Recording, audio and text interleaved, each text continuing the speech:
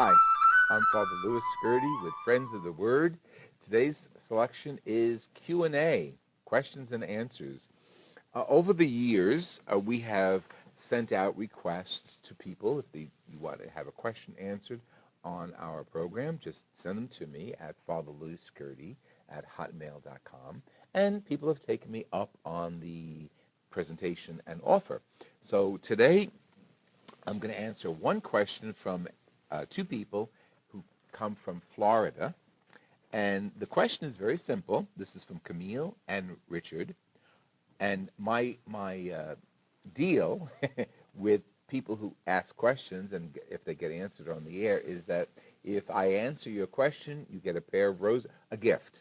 And the gift we're sending out now are these beautiful hand-cut rosaries and a beautiful description of how to pray the rosary brochure. And as you know, there are several mysteries of the rosary, and these are the joyful, luminous, sorrowful, and glorious mysteries. So this rosary will be sent out to the people whose questions I answer today. And today the question comes from Richard and Camille in Florida. Why are the same scriptures repeated every 3 years in the Catholic Mass? Why aren't other readings chosen? Okay. After Vatican II, that was the council that began in 1963 at the call of Pope St. John 23rd. The many aspects of the church were looked at and re-examined and reorganized. Okay, the essentials never changed. Okay, but one of the essentials that we always had in the church is the liturgy, which is a celebration of Mass. And when the fathers of the council, they were the bishops who called the council and attended the council, got to work on the liturgy, one of the key components was the scriptures, how Catholics, regrettably, did not have a strong association with the scriptures.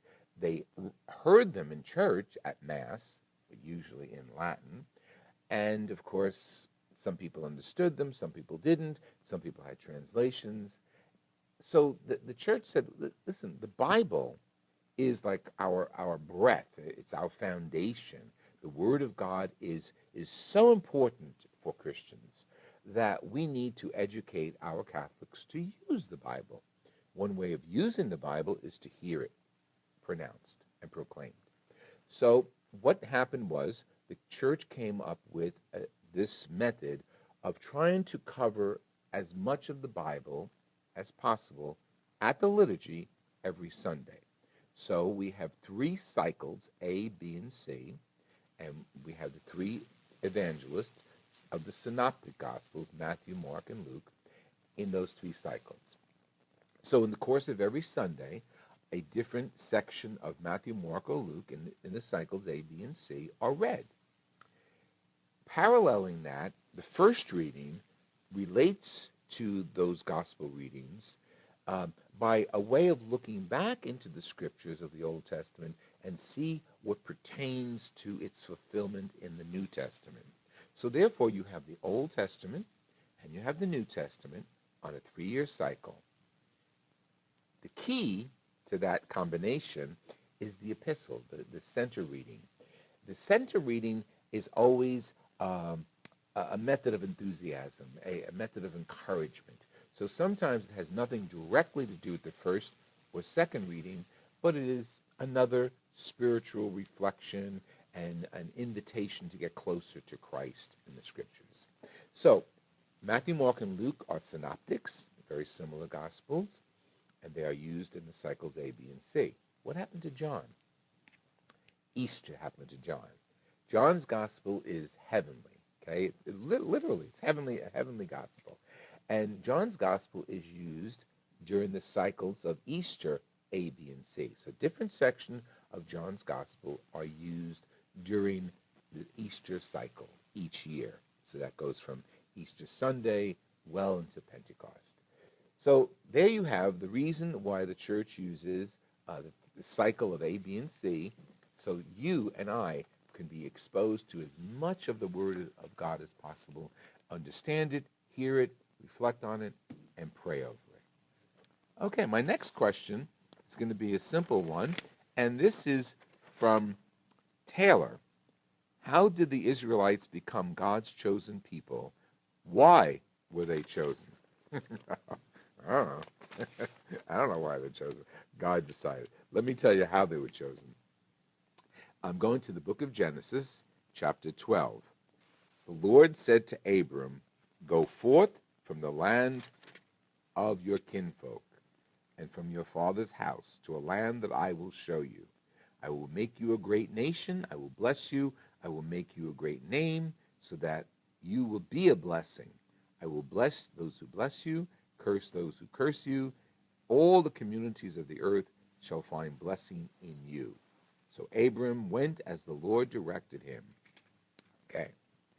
That's the call of Abram. Why God chose Abram, I don't know. And no one knows, really.